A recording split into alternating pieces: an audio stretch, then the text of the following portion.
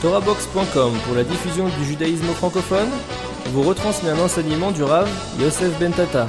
Bonne écoute et bon limoud.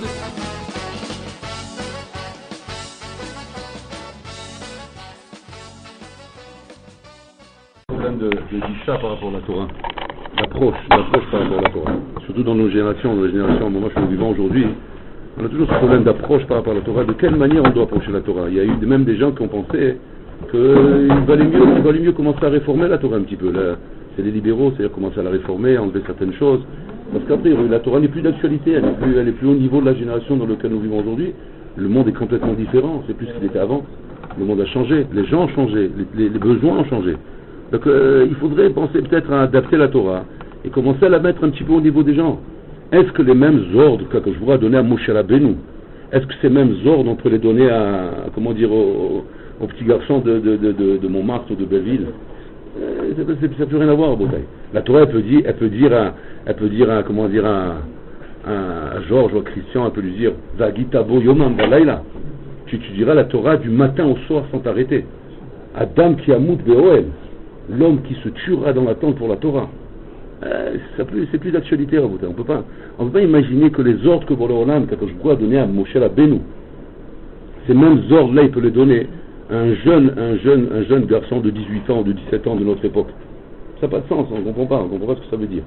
Et plus que ça, Botaï, c'est que on ne va pas seulement te dire que oui, on lui donne ces mêmes ordres, mais on lui dit même qu'on lui demandera des comptes. On lui demandera des comptes là-haut sur tout ce qu'il aurait dû faire, c'est-à-dire quoi, sur toute la Torah entière.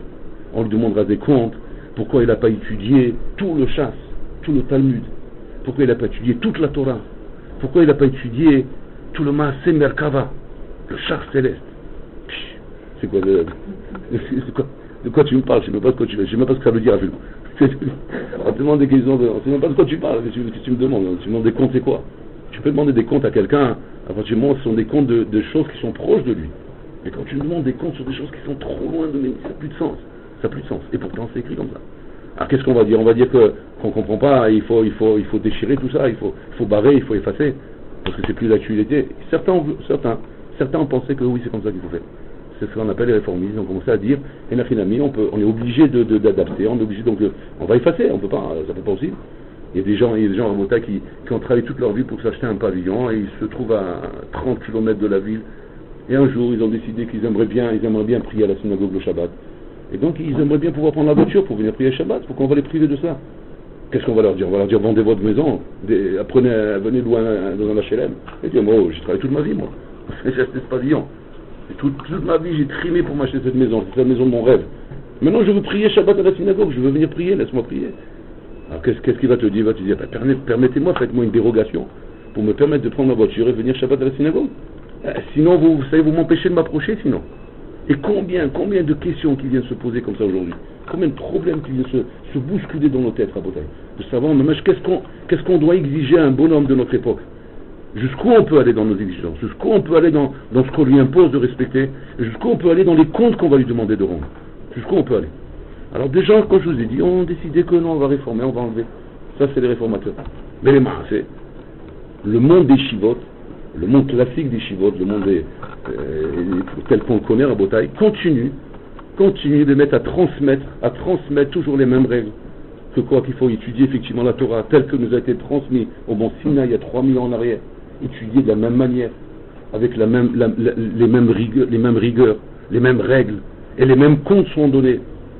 On ne comprend plus Rabotaï. On a beau se dire, non, il ne faut pas réformer la Torah, c'est pas possible de couler. Mais d'un autre côté, on se demande, mais c'est quoi? Qu'est-ce qu'on peut comprendre Rabotaï? Et la vie va une quelle? Plus que ça, je vais vous dire, plus que ça. C'est un midrash que vous connaissez, le midrash Rabbah. Le midrash Rabbah, il dit comme ça. Il dit que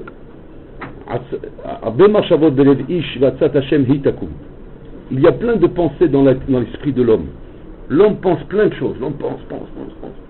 Il s'imagine qu'il a le droit de faire plein de choses dans la vie. Alors c'est marqué c'est-à-dire ce qu'Hachem a décidé, c'est ce qu'il y aura à la fin. Pas ce que toi tu as pensé. Ce qu'Hachem a décidé. Et là-bas on explique Mazé Hitakum. Hitakum, c'est les lettres He, Yud, Aleph, qui veut dire Hillel, Yosef et Eliezer. C'est quoi ces trois personnages? Ces trois personnages sont les trois personnages qui viendront t'accuser après 120 ans. Après 120 ans, tu viendras là-haut, on t'appellera et on amènera Hillel en premier. Hillel viendra accuser les gens pauvres. Un bonhomme qui viendra là-haut après 120 ans à Bota, il était pauvre toute sa vie. Hani. Il viendra là-haut, il dira Kadosh Baruch Hu, pour faire la Torah dans ce monde, il fallait être riche. Il fallait être millionnaire dans ce monde pour faire la Torah. Pour chaque chose, il y a l'argent. Même pour s'enterrer, il faut de l'argent. Et s'il n'y a pas d'argent pour s'enterrer, il nous jette, je ne sais pas où il nous jette. Pour tout, il faut de l'argent. Donc, les Chora, sans argent, je ne pouvais pas respecter la Torah. J'étais obligé de me casser la tête pour ma parnassa, de travailler. Et ça ne m'a pas permis de pouvoir m'assurer étudier. Je ne peux pas m'adonner à la Torah comme tu me le demandes. M'étudier matin et soir, tu me demandes, Vagita Boyom Ambalayla. J'étais pauvre. Qu'est-ce qu'on fait là-haut, Rabotaï? On y amène Hillel, qui était un homme très pauvre, et qui a étudié la Torah du matin au soir, pour l'accuser. Et alors, on l'envoie au Guinam. Ce mot-là. C'est la folie. Il y a un problème dans le jugement, non? Il faut, on va porter plainte.